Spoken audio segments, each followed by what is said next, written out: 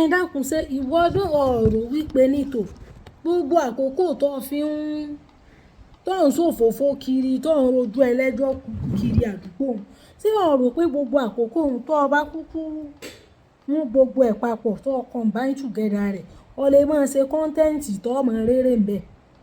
Torí mi ò sí òun ò rí èrè kankan nù lágbo kàálé onílé tó ń tọ́jú bọ̀ ọ̀rọ̀ ọlọ́rọ̀ tó ń sọ ẹjọ́ ẹlẹ́jọ́ tó ń rò súfí tó ń gbé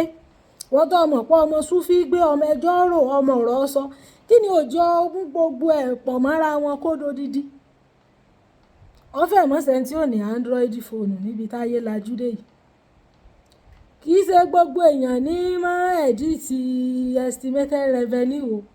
sórí revenue tí mo gbé sórí screen mi revenue ẹnìkan ni o kì í ṣe tèmi o kì í ṣe tèmi o sincerely láyé ìgbà tí monetization ti wà mo ti réyàn tó cash out $14,000 ní Nàìjíríà táwa yìí lóṣù kan ní 1 month ìgbà yẹn dollar was 1,100 kéèyàn cash out $14,000 nígbà wọ̀ wá jókòó kalẹ̀ tó fìdí pagbá tó ṣe pé òfófó olófòfó ẹjọ́ ẹlẹ́jọ́ irú àwa báyìí àìmọye tí wọ́n ti rojọ́ wa àìmọye tí wọ́n ti wí ń pa wa kí ló kèmí ń bẹ́ẹ̀. Wọ́n ṣe kúkú kàn báyàn vibes in together kọ́ ọmọ produce meaningful content radio boy ní oníṣìn ọlọ́run ògo ti fáìndì ọmọ láyé àtijọ́ tí wọ́n ní ń to didi mọ́tò 2,000 wọ́n tó didi mọ́tò 3,000 naira bàbá kan tí ẹni mọ́tò tán àkọ́kọ́ ló láyé àwọn 1,200 ni bí mọ́tò ṣe ṣíìpù tó ń gbà náà àwọn mélòó ni ń rówó rà bí wọ́n ṣe láyé dẹrùn tó ń gbà náà bẹ́ẹ̀ bá ti jáde iléèwé lẹ́rìíṣẹ́ dákun ṣé ńgbà tí ò sì rú yún mọ̀ ní ìsìn tọ́lọ́run sì ti ní kó jẹ́ wípé ọ̀nà àbáyọ kan tóun ó tún fún àrè bó tiẹ̀ jẹ́ pé ìṣe ọ̀nà àbáyọ kan ṣoṣo tí ń bẹnu láyé tá a wà at least is one of the ọ̀nà àbáyọs there are other ọ̀nà àbáyọ. Nígbà ọmọ pọ̀ ọmọ ẹjọ́ rò ó mọ̀ òfófó ṣe kúkú yí sí kọ́ńtẹ́ǹtì kọ́ ọ máa sọ ìgboro òfófó rìkíṣí àbòsí irọ́ tẹ́ ń kú mọ́ ọmọlàkejì yín tẹ́ ń gbètè pèrò báyé ọmọlàkejì yín ó ti rún kó o kúkú jáde kúrò láàrin gbogbo olófòfó ọ̀dá dúró. Sincerely Ọlọ́run nìkan ló pé tán ìwọ̀n bẹ́ẹ̀ tó bá mọ̀ sọ bọ́ bá ṣe sọ gàtàgàtà ọ̀ràn tí wọ́n tẹ̀lé ń tọ̀ ń ṣe ó sì rántí ó kórì rẹ̀ irú àwa báyìí tí wọ́n ti ẹ̀fẹ̀ ràn tèmi pọ̀ lọ́kàn mi bẹ́ẹ̀ àti ẹ̀gbọ́n pé ń gba àwa ìbẹ̀rẹ̀ kù sí ti ń jẹ́ monetization mo béèrè wò gbogbo òfófó rìkíṣí hàn tí wọn ò sì ọ́ tí wọn ò rò ọ́ táwọn kan ti mú ọ kórìíra wọn ní ìsìn ó lè san olóore ti ẹnu nǹkan èèyàn ò sì lè ṣe tí wọ́n bá ti rí pé nìkan bẹ̀rẹ̀ sí ní ṣe báyìí wọ́n mọ̀ discourage ẹ̀ ni ńgbà bá jáde kúrò láàrin wọn ńgbà bá di pátẹ́gùn fẹ́ sí díẹ̀ lórí pé ń tán ní ọmọ ṣe náà gan padà rè gbégbá rẹ̀ torí mi ò mọ ìwọléwọ̀de tó ń bọ́ èèyàn kan ṣe tí ò pay life ẹ tó o sì ní vibes tó ní potential ayé àtijọ́ tó ṣe pé bàbá ti ń ṣe tán iléèwé lọ́mọ ríṣẹ́ àkókò ń ti lọ iye búlọ́ọ̀kù tó rù gan kó o tó papọ̀ márùn-ún gbà náà sọ́mọ pé wọn ò ní sọ fún ọ bá a sì fẹ́ bá a kọ̀ á lè padà rú àkókò mọ́ àkókò tí a lè yàn ṣàmúlò rẹ̀ òkò tó ń jó tọ̀dún olófòfó àdúgbò òun kò lè pay life ẹ bẹ́ẹ̀ ni bó tiẹ̀ tí ìgbè péjì ẹdẹ́lẹ̀ fún mi pé rò pọ̀ ń bẹ̀ wọ́ ọmọ rówó gbà bó tiẹ̀ jẹ́ pé bóyá ṣe lo ní fọ́lọ́ ẹni ó bá fẹ́ polówó ọjà kéékèèké ṣé bí wọ́n mọ̀ gbé fún ọ wọn náà mọ̀ bísì irú èmi báyìí ọ̀rá yìí ẹjọ́ sincerely ọ̀rá yìí ẹjọ́ torí tí ilẹ̀ Monday bá ti mọ́ báyìí ìmọ̀ ń lọ́nu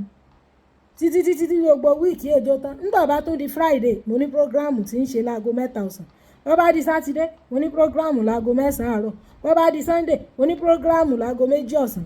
lọ́n ní live stream ṣé bẹ́ẹ̀ ni wọ́n ti ráàyè pé ọkàn ń rojú ẹlẹ́jọ́ ọkàn ń ṣàbòsí èèyàn kò sáàyè ń tọ́sẹ̀lẹ̀ nu even ìgbà láàrin ọ̀sẹ̀ gan tí ì ṣe live stream wọ́n ṣe pre-recorded ìgbà mí aago 2 ni wọ́n ti jí lóru ṣé ńgbà bá jí ṣe pé kínní ibẹ̀ ni wọ́n ti rí àyà Mùsùlùmí àbọ̀ ìyá Nurudeen àbọ̀ ìyá Daniel àbọ̀ ìyá Deborah kan tí wọ́n rojọ́ tí ò ní túmọ̀ tí wọ́n ń ṣàbòsí alábòsí àìníṣẹ́ ni o lè mú inú kọ́ọ̀sì tó kà léèwé kọ́ ọ mú knowledge ìmọ̀ tán èèyàn ò ní tàbí tán kan ní tán kan ò ní kó mú jáde ń bẹ̀ kó mọ̀ fi educate èèyàn tí n tọ́ ń sọ bá nítumọ̀ irú àwa yọ àfọ̀lù ẹ̀ àwọ̀ ọlọ́ta ń ti àwa ìkórìíra èèyàn báyọ̀ èèyàn ó ṣe dáadáa wà fún ṣùgbọ́n gbọ́ bá ti jẹ́ wípé òfófó wọ́n sọ pé ẹjọ́ ẹlẹ́jọ́ irú èmi báyẹn tí ọmọ mi rí tí ò rí mi rí báyìí ìdẹ́mi rí ọjọ́ sọ̀rọ̀ rí oríṣiríṣi ìtàn ni wọ́n ti pa fún pa mi gbọ́ jẹ́ pé àìníṣẹ́ ló sún ẹ débẹ̀ kó tó di pé monetization ọ̀bàdé gan-an ó ti lè máa gba advertisement gbogbo àwọn táwọn polówó ọjà fún ìkímọ̀ sọ̀fẹ̀ ọ̀ọ́sẹ̀jò kókó ronú ìgbésí ayé ẹ̀ tí wọ́n ń mẹ́ẹ̀kì gbogbo orú nǹkan báyìí náà wọn ò lórí méjì iṣẹ́ gbogbo èèyàn ni ó ṣe content creation àmẹ́lòmíì ní potential rẹ̀ tó bá ti wá mọ̀ pé súfí tí ò lérè kankan tí ó ṣe fún ọ̀hún lọ fẹ́ jókòó tì sọmọ wípé ìtìsíwẹ́ẹ̀lì lọ̀rọ̀ rẹ nu torí mi ọmọjọ́ tó fẹ́ ṣe gbogbo eléyìí ò dà ìwọ náà jó tí rè ń jókòó ṣọ́ọ̀bù tẹ́ ti ń rojú ẹlẹ́jọ́ ìtẹ̀síwájú mélòó ló bá gbèsè ayé rẹ kò lè sí tẹ̀síwájú bẹ́ẹ̀ ni ń gbọ́ jẹ́ wípé ní ẹ̀yàn tó ń rojọ́ wọn ayé wọn mọ̀ tẹ̀ wájú ìwọ tó jókòó tó ń rojú ẹlẹ́jọ́ ẹ̀yìn ní bàrá àdìgbé ogún ọdún tí gìgìrísẹ̀ ti ń sáré jàre síwájú ní ọmọ bátà ń pàkó torí mi ọmọ tí òkú tó ọjọ́ kò ní ìwúlò kankan gbogbo ohun tí ń bẹ lọ́pọlọ rẹ tó yẹ kó o mú 1 2 3 together kó o àdí ẹ̀ kó o do dídí gbọ́ ọmọ pọ̀ ọmọ rọ̀ sọ ọmọ ẹjọ́ rò ọwọ́ á ní nǹkan kan sọ jọ̀ọ́sẹ́ tí wọ́n sọ ń lọ́dọ̀ kò tí àbá tí wọ́n ti bá tiẹ̀ débì kan ọmọ bọ́yá tí wọ́n jókòó kalẹ̀ tó ọ̀sẹ̀ nítorí ìtìjú nǹkan ibẹ̀ ni destiny tiẹ̀ ibẹ̀ lọ hide pamọ́ sí ẹnìkan lọ cash out kò ní ká mọ́tò káàṣì ní next month o bẹ́ẹ̀ ni o sọmọ pé gbogbo pláfọ́ọ̀mù tá a ti ń fẹ̀ fún gbòòlà àwọn èbó ni ẹ dálẹ̀ èbó ni tó bá ṣe pọ̀ fòfó olófòfó ni ẹ ń ṣe kiri bó ni wọ́n ṣe ronú tí wọ́n fi ṣe gbogbo orú nǹkan tí wọ́n ṣe èmi kàn sọ fún ọkọ lè ronú ìgbésí ayé ara rẹ ni o sọmọ pé bí èmi báyìí inú pálọ̀ mi mo jókòó sí ọ̀dà èèyàn mọ̀ wọ́n máa yan rí bó ti jẹ́ nù ọba tí ẹ̀sẹ̀ nǹkan tó bá ní mistake wọ́n bọ̀ wá bí ó ṣe bọ́ ọkọ rẹ̀ tiẹ̀ ó sì fọwọ́ bí ọwọ́ gbé òní máa yan rẹ̀ lórí afẹ́fẹ́ wọ́n bá dí ẹ̀mú ẹ̀ tó ọmọ bí wọ́n ti wá lo búlọ̀ọ̀kù wọn èèyàn ò túmọ̀ sí èèyàn bá ti kọjá ààyè èèyàn ìlú àwa báyìí èèyàn bá ti wá tí bá ti rí pé ọ̀rọ̀ yìí ò ní túmọ̀ gbọ́ ń búlọ́ọ̀kì nu kò sáàyè ṣùgbọ́n kò tó dóhùn ò lè ẹ̀pù ẹ kò lè kówó sínú àpò rẹ àìmọye iṣẹ́ tá a fẹ́ ṣe ń gba abẹ́rẹ́ tí wọ́n ní torí ọ̀sẹ̀ online wa ọ̀fẹ́ jẹ́ kí a máa sọ gbogbo owó nǹkan bá mọ̀ tá a sì kó ń bẹ́ẹ̀ dákun sí níjọ́ àti wá kó ṣàyè wọ ọ̀tẹ̀ ìwájú ni tó bá ti mọ potential tí ń bẹ nù rẹ ṣùgbọ́n gbogbo tó lóyà síhun gbogbo tó ṣe pé lọ ń tẹ̀lé hùn kò sáǹfààní tí wọ́n ṣe fún ọjú pé kó wà ní fingertips wọn tó náà ti mọ̀ pé báyìí ẹ̀ báyìí dájú bó ti wà lọ ò ní mọ̀ rí ọ pé ránṣẹ́ wọ̀sì ránṣẹ́ ẹ̀gbin mọ́